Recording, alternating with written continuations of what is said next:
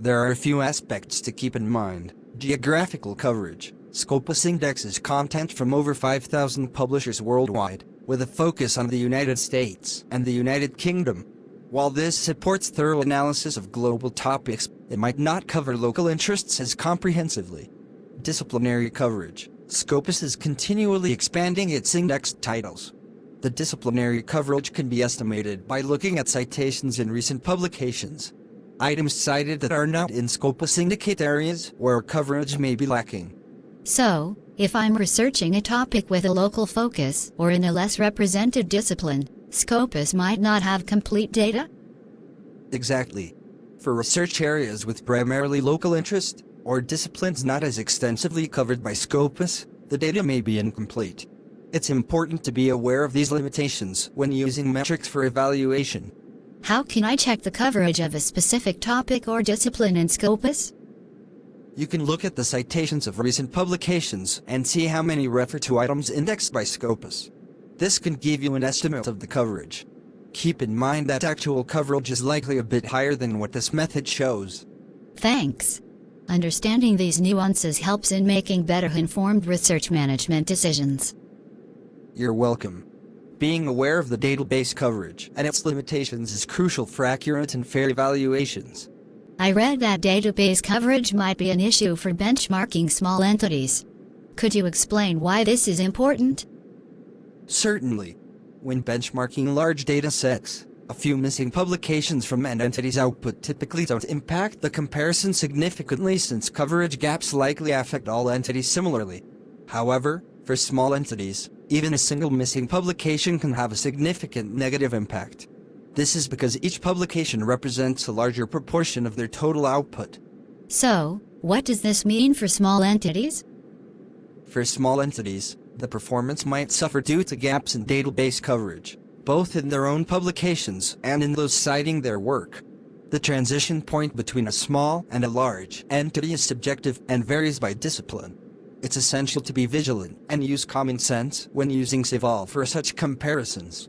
How does this affect arts and humanities, and social sciences? Metrics in Cival can still be useful in these fields. While database coverage in Scopus tends to be lower for arts, humanities, and social sciences, valuable information can still be derived if the entity size considerations are appropriately accounted for. The type of decisions should always include input from peer review and expert opinion alongside quantitative evidence. What about manipulation of metrics? Some metrics can be susceptible to manipulation. For example, combining research units to artificially increase size can improve apparent performance using power metrics. Self-citations are another area prone to abuse, though it's rare. Users can exclude self-citations from several citation impact metrics in Cival if they wish. Are there metrics that are less prone to manipulation? Yes, metrics related to productivity and collaboration are much harder to manipulate. How does time affect metrics? Time is crucial for metrics like citation impact, because citations accumulate over time. Metrics like the H-index aren't very useful for early career researchers due to the need for both time and a substantial body of work.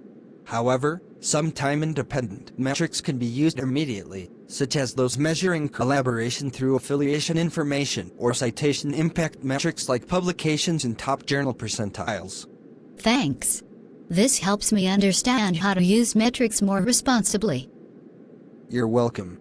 Understanding these nuances is key to making informed and fair research management decisions. Have you heard about the groups of metrics in Cival? Not really. Can you tell me more about them? Sure. Cival offers a broad range of metrics to accommodate user preferences and approach questions from multiple angles. One of the key features is enabling users to triangulate their evidence.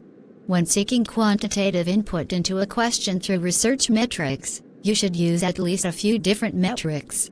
When the pieces of intelligence gained from multiple metrics reinforce each other, it can provide a higher degree of confidence that their conclusions are valid. That sounds useful. How are these metrics classified? The majority of Cival's metrics can be classified into 6 groups, and a metric may be part of more than one group. Here's the breakdown. Interesting. What are the groups? The groups are as follows: productivity metrics, These give information on the volume of output of an entity. Citation impact metrics. These indicate the influence of an entity's output as indicated by various types of citation counts. Collaboration metrics. These provide information on the research partnerships of an entity. Disciplinary metrics. These give information on the spread of topics within an entity's publications. That covers quite a bit. What about the other two groups? The fifth group is snowball metrics. These are defined and endorsed by research-intensive universities as providing important insight into institutional strategies. The agreed and tested definitions are shared free of charge with the sector in the Snowball Metrics Recipe Book. The ambition is for snowball metrics to become global standards for the higher education sector. So, they are pretty standardized then? Yes, exactly. These recipes can be used by anyone for their own purposes. Elsevier supports snowball metrics as recognized industry standards and is implementing these metrics in relevant systems and tools, including Cival. You can recognize snowball metrics in product interfaces by a snowflake symbol. That's good to know. And the sixth group? The sixth group is power metrics. These metrics tend to increase as the size of an entity increases. For example, a larger institution will tend to publish more output than a smaller institution just because of its greater size. Thanks for the detailed explanation.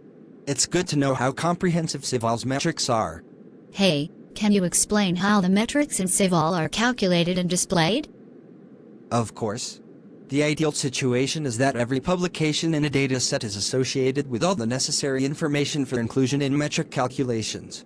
However, this isn't always the case.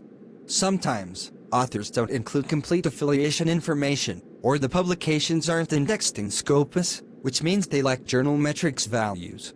Publications missing such information are excluded from the metric calculations. That makes sense. What about deduplication? Cival handles that well.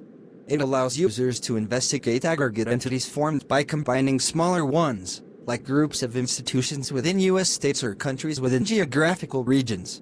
A single publication might belong to multiple smaller entities and could be counted multiple times in the aggregate entity.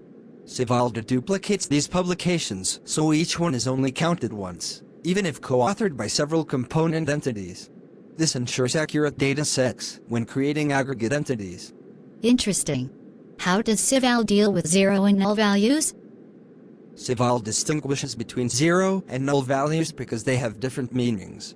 For example, with a scholarly output metric, a zero value indicates that an entity has not published any outputs in a particular time frame, which is important for understanding their activity. Null values are never displayed for scholarly output. And for citation count?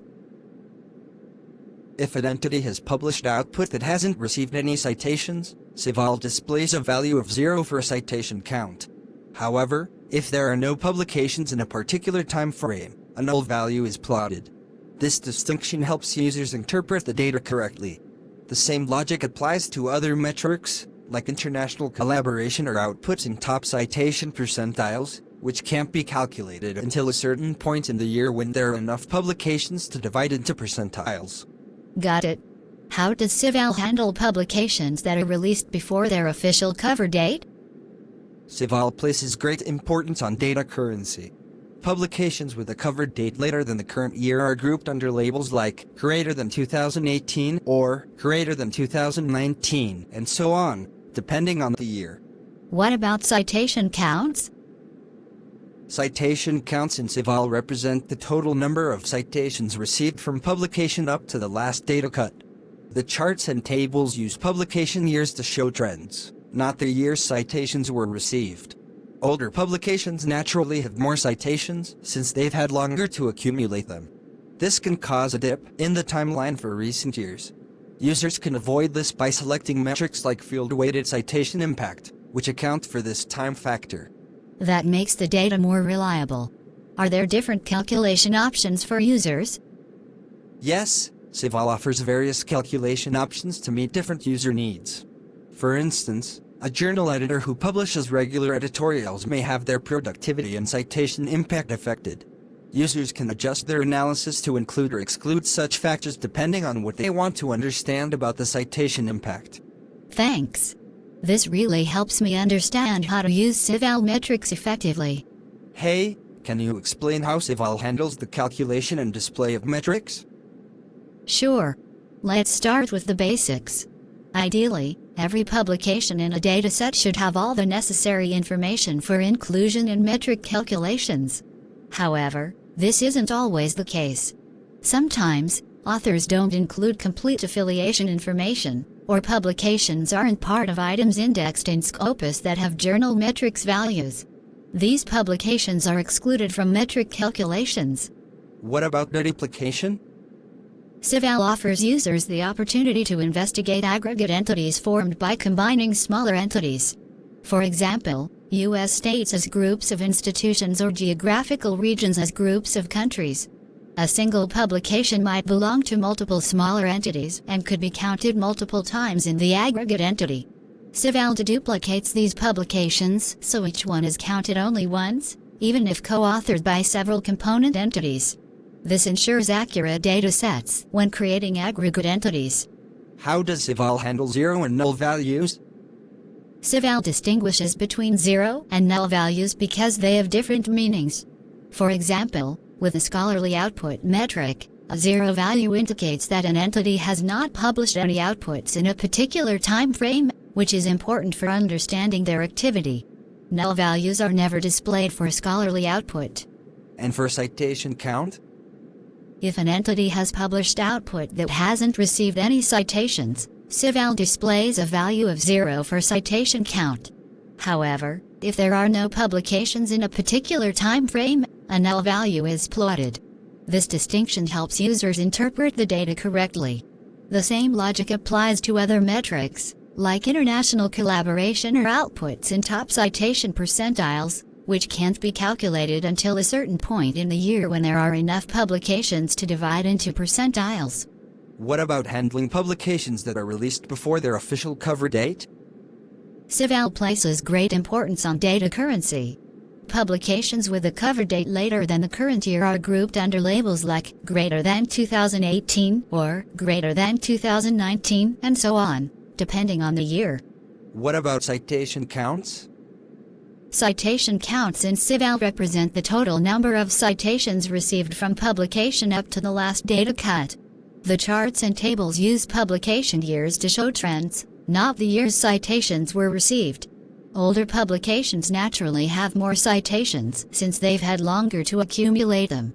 This can cause a dip in the timeline for recent years. Users can avoid this by selecting metrics like field-weighted citation impact, which account for this time factor. Are there different calculation options for users? Yes, Cival offers various calculation options to meet different user needs.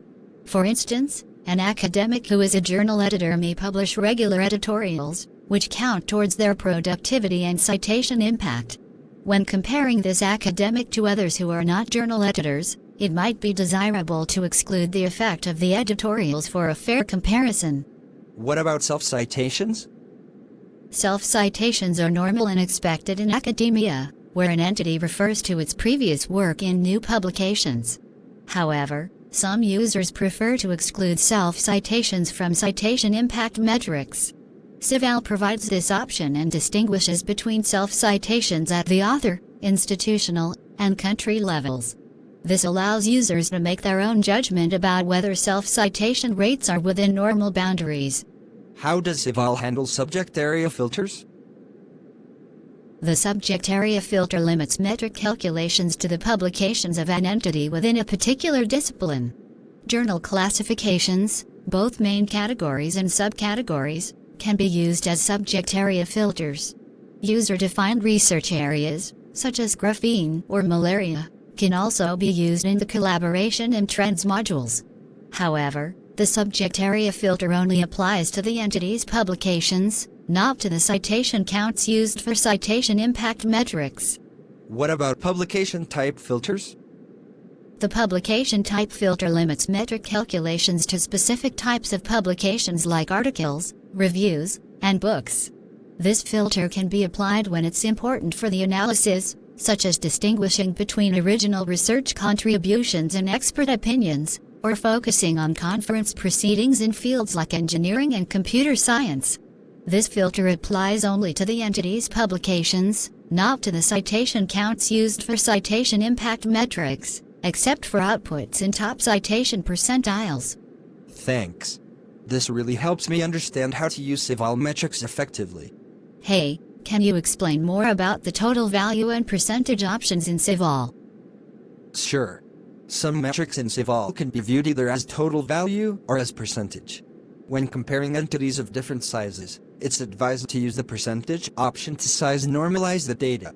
This way, the comparison is fair and not skewed by the size differences between the entities.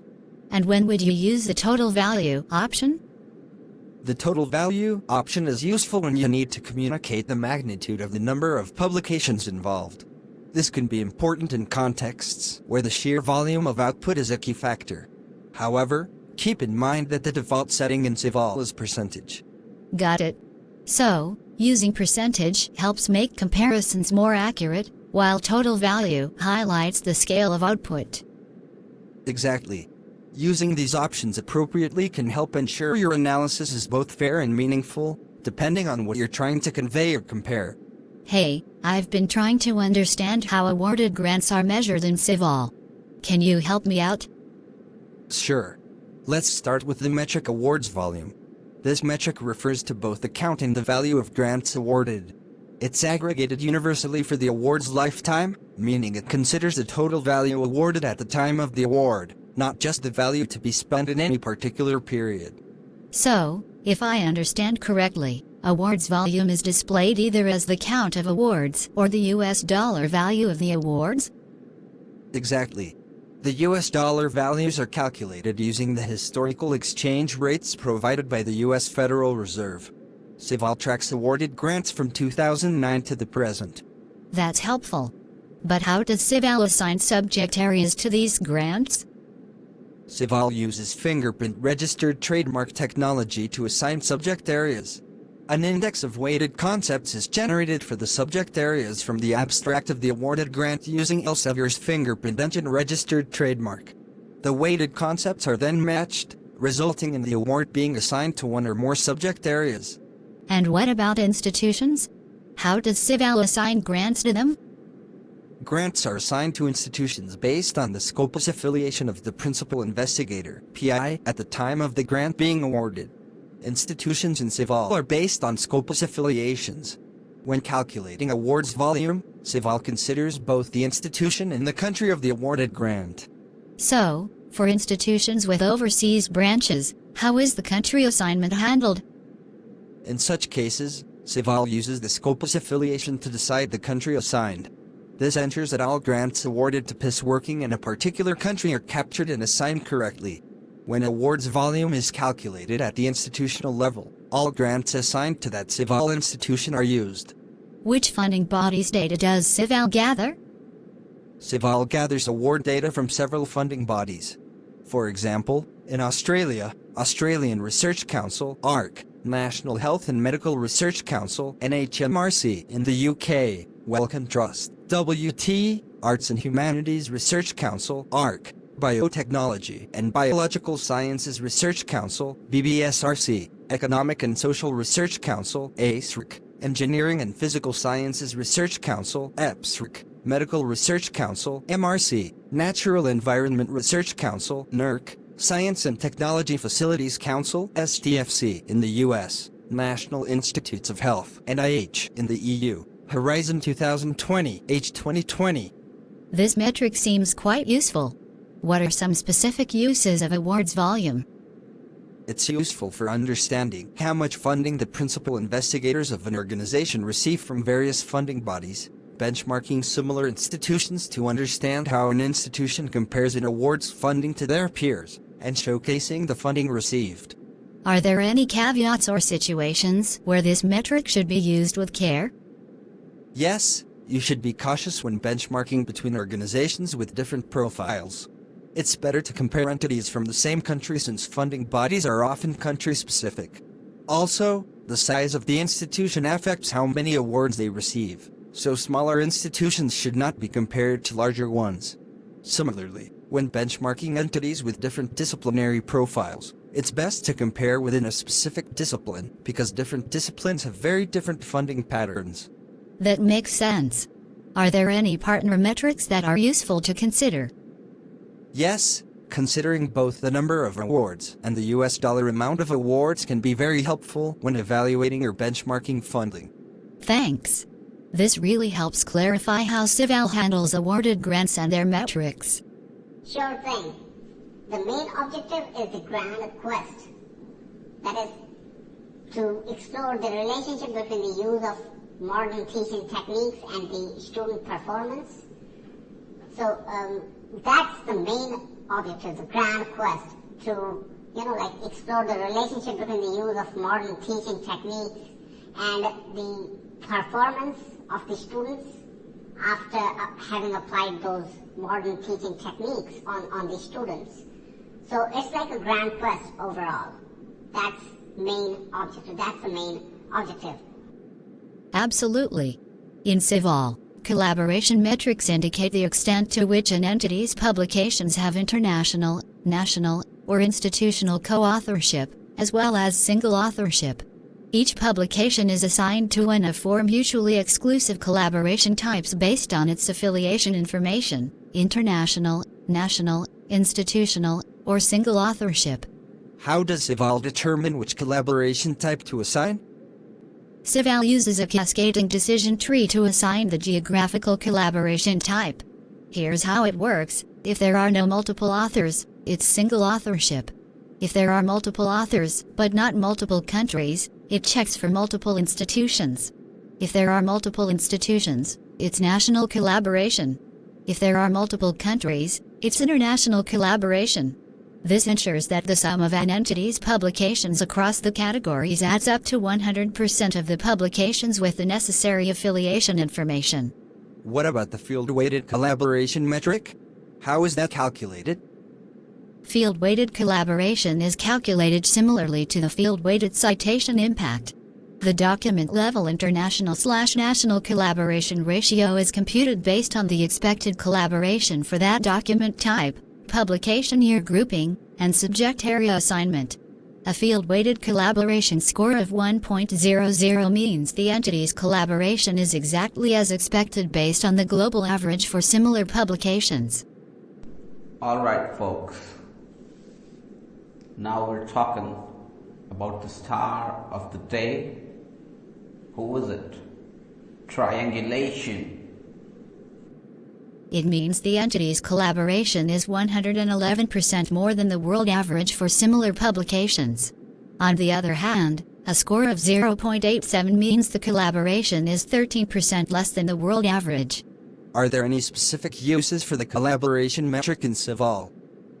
Yes, it's useful for exploring the extent of international and other types of collaboration within a data set, benchmarking the collaboration of entities in similar disciplines, showcasing extensive international collaboration that may underpin a set of scholarly output, investigating collaborative activity very early in a new strategy or for an early career researcher, since the affiliation data underlying this metric do not require time to accumulate to reliable levels like citation data do, looking at publishing activity in a way that is difficult to manipulate. Are there any precautions when using this metric? Definitely. When benchmarking the collaboration of entities in different disciplines, keep in mind that collaborative behavior varies widely between fields, like mathematics and medicine, or humanities and molecular biology. It's not advisable to compare entities across distinct disciplines without accounting for these differences. Also, for entities composed of mixed disciplines, like an institution or a group of institutions, it's advised to apply the research area filter to focus on one common field among all entities. Field weighting can also help offset these effects. What about cases where a researcher has 2 affiliations? That's a good point. If a researcher has dual affiliations, it reflects the institutions to which the researcher was affiliated when writing the paper. For example, if a researcher publishes an output with both an academic and a corporate institution listed, and they are the sole author, no collaboration is recorded since single authors cannot collaborate with themselves. However, If the publication is co-authored with someone from a different institution, then both academic to academic and academic to corporate collaboration are recorded. That clarifies a lot. Thank you.